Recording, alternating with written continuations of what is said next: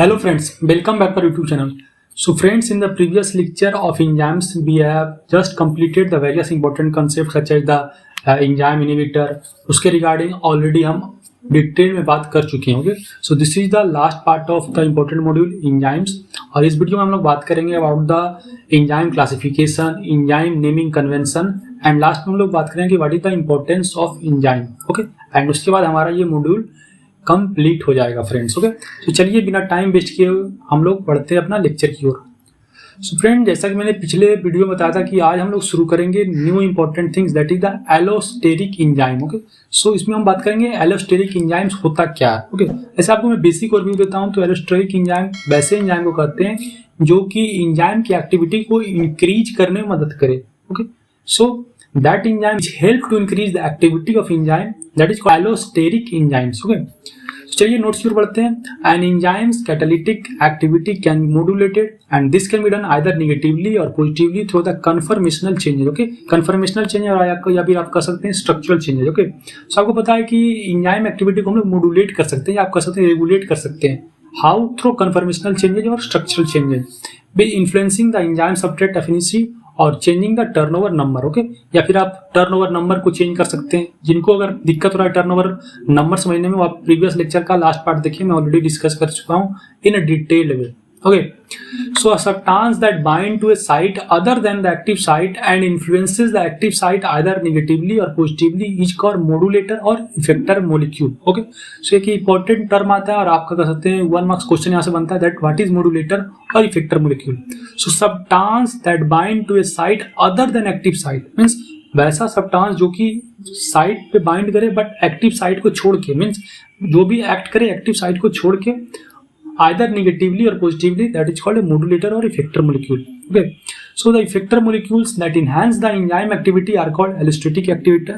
Okay, इस वैसा molecule जो कि enzymatic एक्टिविटी को इंक्रीज करे या इनहेंस करे उसको हम क्या करेंगे, allosteric activator.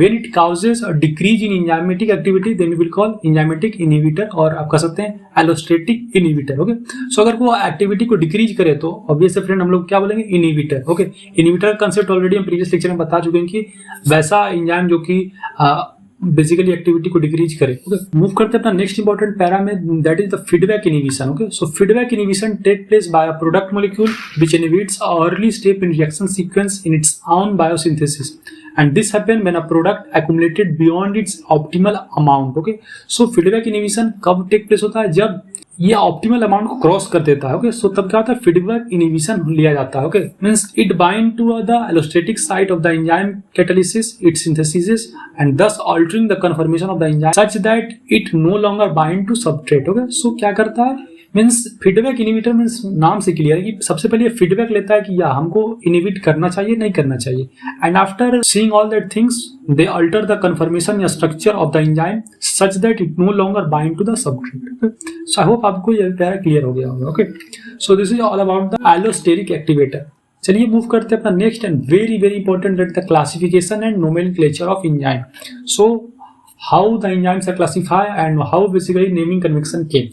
Okay, so before telling you the naming convention, let me tell you in a brief about a particular analogy. Okay, so पहले क्या होता था कि आपको पता है कि अर्लियरली होता था बहुत सारे एंजाइम का खोज किया गया एंड कोई भी रैंडम नेम दे दिया जाता था. Okay, but this will create a confusion. Okay, further क्या हुआ कि कंफ्यूजन क्रिएट कर गया कि बहुत सारा बार हुआ कि कुछ ऐसा एंजाइम जो सेम एक्टिविटी शो कर रहा है उसका नाम भी सेम हो गया. So that will create confusion.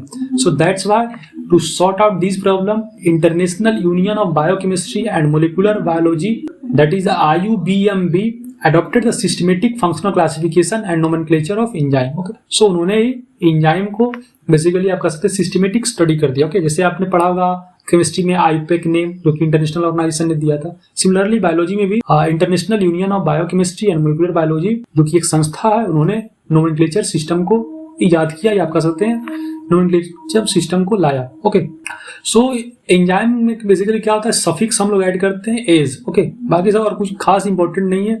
ऐसे मैं आपको चलिए पैरा पढ़ के बताता हूँ that enzymes are commonly named by appending the suffix ase to the name of enzyme substrate. Example, urease catalyse the hydrolysis of urea और the word describing the enzyme action. Alcohol dehydrogenase catalyse the oxidation of primary and secondary alcohol. Similarly means alcohol dehydrogenase या एक तरह से catalyze करता है oxidation of primary and secondary alcohol to the corresponding aldehyde and ketone by removing hydrogen. Similarly a number of enzymes are known today but in beginning, जो कि already मैंने बताया कोई सिस्टमेटिक स्टडी नहीं था, इसके कारण प्रॉब्लम हुआ। ओके, सो आई होप यहाँ तक आपको क्लियर हो गया। So on the basis of nature of reaction that enzyme catalyze, they are divided into 6 class. Okay, so on the basis of nature, या कह सकते हैं कि nature of reaction कैसा है, क्या enzyme किस तरह से कैटेलाइज कर रहा है, उसके अकॉर्डिंग 6 क्लास में डिवाइड किया गया है। What are the 6 class? First is the oxidoreductase dehydrogenase, second है transferase, third है hydrolases, fourth है lyses, fifth है isomerase and sixth is the ligases. Okay, तो चलिए बारी बारी से सबके बारे में बात करते हैं और कुछ कुछ एग्जाम्पल भी देखते हैं। ओके, एग्जामिनेशन पर्पस व्यू से आपको आ सकता है what is the types of reaction that catalyse by the lyases, या एग्जाम्पल एक पूछा जा सकता है, बट चांस कम ही रहता है, बट पूछा जा सकता है क्योंकि आपको पता है मकाउड यूनिवर्सिटी का कोई भरोसा नहीं है। ओके, चलिए मूव करते हैं। ऑक्सीडोरेक्टेज और dehydrogenase types of reaction catalysed oxidation reaction होता है। ओके, ऑक्सीडेशन रिएक्शन ये होता है यहाँ पर, एग्जाम्पल है नाइट्रेट रिडक्टेज या सुसिनाइट डिहाइड्रोजिनेज। Similarly, second है transferase, transfer of functional group, example amino group from glutamate to pyruvate in alanine synthesis. Okay, example इसका आ गया CoA transferase and an acetyl transferase. Friends, अगर मैं कहीं पर नाम बोलने में थोड़ा अगर confusion कर रहा हूँ तो I am sorry for that. Similarly, third classification that is the hydrolase. So it involves the hydrolysis reaction of ether, ester, CC और कार्बन कार्बन, CX पेप्टाइड या ग्लूकोसाइडिक बॉन्ड। एग्जाम्पल है अमाइलेज, लैक्टेज, मैल्टेज। ओके, सब में आप देख रहे हैं common है कि एज करके है, ASC। Similarly, next is classification that is the lyses. It is the group elimination to form double bond and example are histidine, decarboxylase, aldolase. Next fifth classification that is isomerase. इसका क्या classification या कहते हैं which type of reaction it catalyze? Isomerization to form optical, positional और geometrical isomer. Example है alanine, racemase, tartrate, epimerase. Similarly, ligase bond formation of CO, PO, CS, CN. Okay, means carbon nitrogen, carbon sulfur, phosphorus, oxygen, carbon oxygen, coupled with ATP hydrolysis. Example क्या है? Pyruvate carboxylase. Okay, so I hope आपको यह enzyme classification clear हो गया होगा। Okay, इससे तो ज़्यादा कुछ important नहीं क्वेश्चन आता है, but one important question sure shot may came from this part, that is the example of enzyme and their function. Okay, तो चलिए कुछ कुछ एंजाइम के बारे में हम लोग पढ़ते हैं, and what are the function और हाउ इट इज इंपॉर्टेंट बात करते हैं। सो पहला इंपॉर्टेंट एंजाइम है lactate dehydrogenase. Okay, so it belong to the class of dehydrogenase and it facilitate the interconversion between lactate and pyruvic acid. Okay, so ये basically facilitate करता है, आपको पता है एंजाइम में तो ऑब्वियस है ये फैसिलिटेट करेगा या रेट ऑफ रिएक्शन को इंक्रीज करेगा in lactate and pyruvic acid with the reduction of nicotinamide adenine dinucleotide or NAD to NADH. Similarly, second important enzyme है nucleoside monophosphate kinase. Okay, so it belong to the class of transferase enzyme. Okay, so ये कौन सा category से belong करता है? That is this transferase. Okay, so nucleoside monophosphate kinase belong to transferase enzyme and it facilitates the transfer of phosphoryl group from ATP to nucleoside monophosphate. It catalyzes the following chemical reaction: ATP combined with nucleoside phosphate, then it will form ADP plus nucleoside diphosphate. So I hope आपको यह भी clear हो गया होगा। चलिए move करते हैं अपना next important enzyme that is the protease. बहुत इंपॉर्टेंट है एंड हर बार कभी ना कभी इससे रिलेटेड क्वेश्चन पूछा जाता है ये एग्जाम में। Okay, so it belong to the class of hydrolase and they involve break down of protein into shorter peptide and amino acid. Protease से वर्ड से क्लियर है that it help in break down of protein into shorter peptide and amino acid.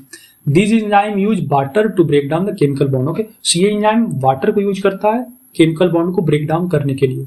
So similarly friends, move करते हैं अपना next important enzyme that is the pyruvate decarboxylase. Okay, it belong to the class of lyases and it catalyze the decarboxylation of pyruvic acid to acetaldehyde and carbon dioxide. The cofactor TPP or thymine pyrophosphate act as a prosthetic group of the reaction. Okay, so ये basically lipase group से belong करता है और ये decarboxylation of pyruvic acid में मदद करता है। Similarly, next important है alanine racemase and it belong to the class of isomerase. It catalyze the conversion of L-alanine into its isomeric या mirror image form. Okay, या D-alanine.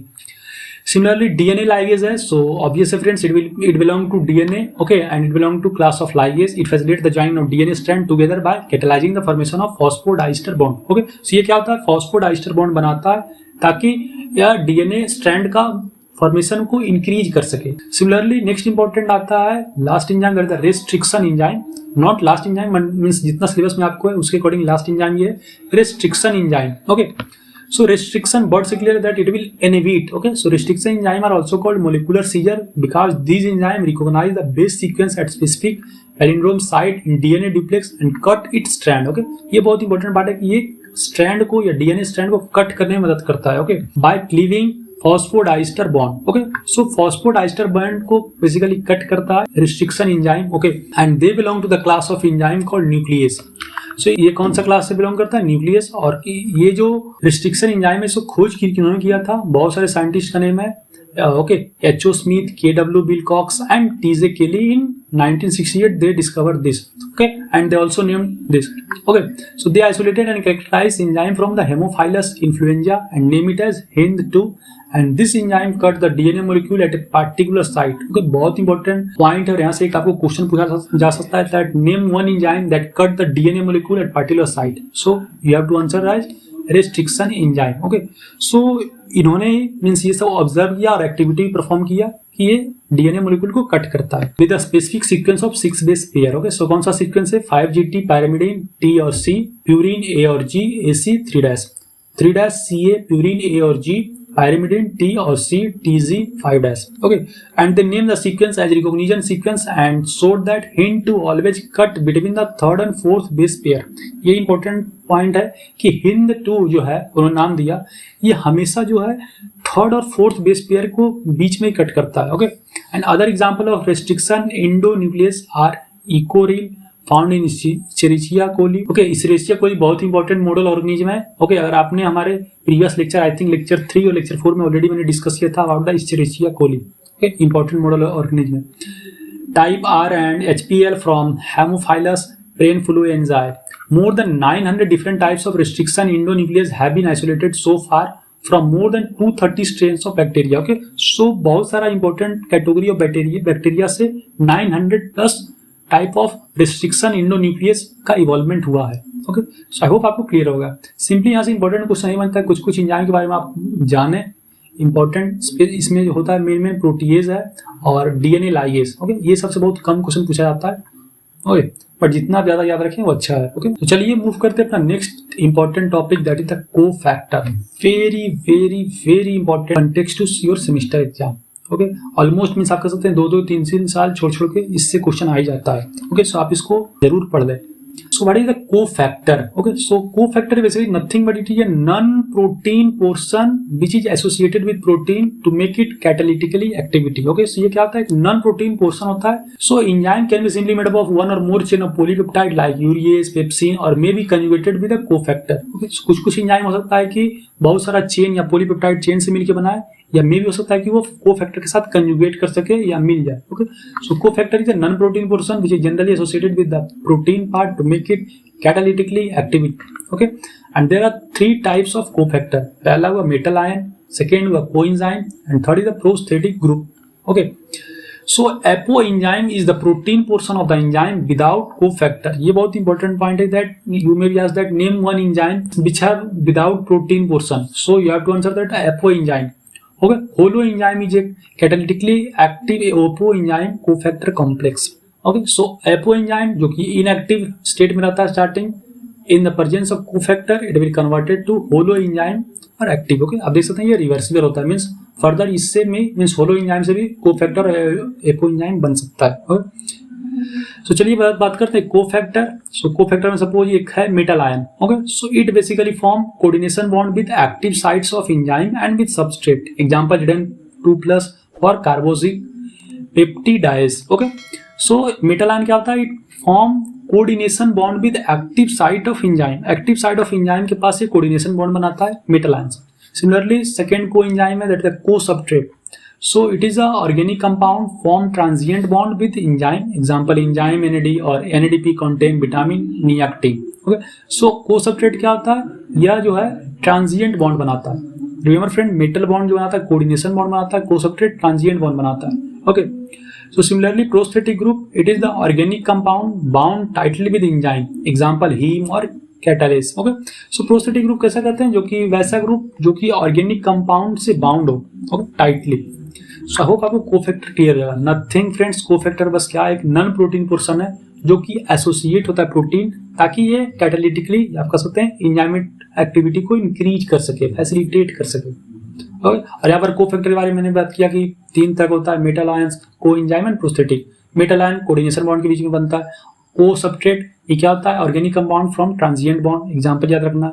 In prosthetic group it is organic compound bind tightly with enzymes, example haem और catalyst. So I hope आपको clear हो गया। So friends चलिए move करते हैं अपना last very very important topics of this module. Okay, और ये बिल्कुल ही आप मत छोड़िएगा, पहले का अगर कुछ पोर्शन चाहे तो आप छोड़ भी सकते हैं, बट ये मत छोड़िएगा, ये जरूर समझ लीजिएगा। Okay, and this is nothing but just you can say as a summary type that what is the importance of enzyme. So friends हम लोग पहले नोट से अलग होकर बात करते हैं। इंपॉर्टेंस ऑफ एंजाइम, एंजाइम का इंपॉर्टेंस क्या है, क्या आप अभी नहीं लिख सकते हैं? अगर आपने 2-3 लेक्चर को फॉलो कर रहा है, खासकर दिस मॉड्यूल को, तो आप एंजाइम के बारे में ऑलरेडी बहुत कुछ जान रहे हैं। पहला कि enzyme act as a catalyst, it can increase the rate of reaction. Okay, yes, enzyme का एक्टिविटी को भी इनहिबिट करता है या कह सकते हैं रेगुलेट भी करता है। so, ये सब आप इंपॉर्टेंट टर्म लिख सकते हैं। ओके, जरूर नहीं कि आप रट्टा मार के जो लिखा हुआ है वही लिखे, बट खुद से समझ के लिख सकते हैं, you will get full marks. Okay, so what is the importance of enzyme, चलिए नोट्स की ओर बढ़ते हैं।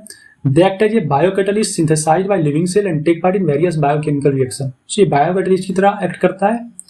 And second is that due to their unique properties of specificity and flexibility, they act as a dynamic catalyst. बहुत important है biocatalyst और dynamic catalyst. Biocatalyst means जो biochemical reaction को facilitate करे।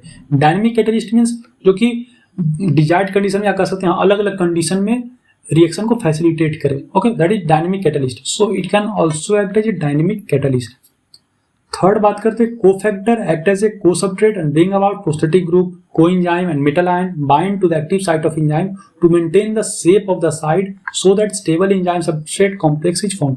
मींस बेसिकली आप कहें कि एंजाइम जो हेल्प करता है एंजाइम सबस्ट्रेट कॉम्प्लेक्स को बनाने में। Okay, so this is all things about the importance of enzyme. Last point है कि इनहिबिटर।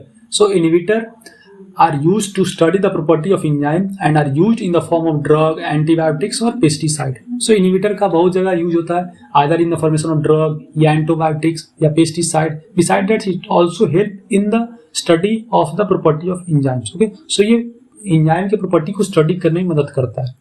फ्रेंड्स इससे आपका क्वेश्चन एक डाउट हो रहा हो कि why inhibitor help to study the property of enzyme. So friends already मैंने आपको बताया था inhibitor होता क्या।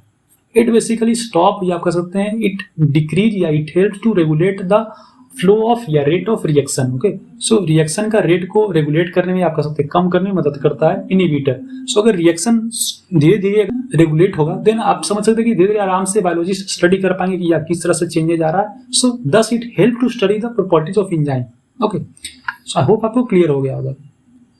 So friends, thus we have ended this important module that is the enzyme, जहाँ की ऑलरेडी मैंने डिटेल में बात किया एंजाइम होता क्या है, एंजाइम एक्टिविटी क्या होता है, एंजाइम इनहिबिटर क्या होता है, types of enzyme, importance of enzyme, cofactor and various other important topics हम लोगों ने इस पर्टिकुलर मॉड्यूल में डिस्कस किया। एंड आई थिंक आपको लोग को समझ में आ रहा होगा, मजा भी आ रहा होगा। ओके, सो यहाँ से आपका ऑलमोस्ट 95% सिलेबस कंप्लीट हो गया, just 1 module left. Okay, so which will be completed soon. Okay, so आप एक्सपेक्ट कर सकते हैं 2 to 3 लेक्चर मोर रहेगा। आई होप आपको लेक्चर समझ में आएगा। प्लीज फ्रेंड्स, आप लोग वीडियो देख तो रहे हैं बट हमारे चैनल को सपोर्ट नहीं कर रहे हैं, मीन्स लाइक नहीं कर रहे हैं, शेयर नहीं कर रहे हैं, सब्सक्राइब नहीं कर रहे हैं। सो ऐसा नहीं चलेगा। ओके, आप इतना तो कर सकते हैं आपके लिए रात रात तक। ओके, मैं टाइम अभी बताऊं तो ऑलमोस्ट 11 बजे हो चुका है। ओके, आप देख सकते हैं टाइम ऑलमोस्ट 11 हो चुका है। सो आपके लिए इतना रात रात भर लेक्चर में रिकॉर्ड कर रहा हूँ तो आप इतना तो कर सकते हैं। ओके, आपके लिए मैं नोट्स फ्री प्रोवाइड कर रहा हूँ, स्टडी मटेरियल प्रोवाइड कर रहा हूँ, तो प्लीज सपोर्ट अस। मैं इतना कोई वीडियो में रिक्वेस्ट नहीं किया हूँ बट आपको अब रिक्वेस्ट कर रहा हूँ क्योंकि अब आपको लग रहा हो कि मीन्स आप में कॉन्फिडेंस आ रहा होगा। बायोलॉजी जैसे इतना हार्ड सब्जेक्ट को मैंने अपने तरफ से बेस्ट देने का कोशिश किया हूँ कि आपको समझ में आए। ओके, सो अगर आपको समझ में आया तो इसको ज़्यादा से ज़्यादा लोग तक शेयर करें। Hope informative to you. Till then, bye bye. Meet you in the next video. Thank you.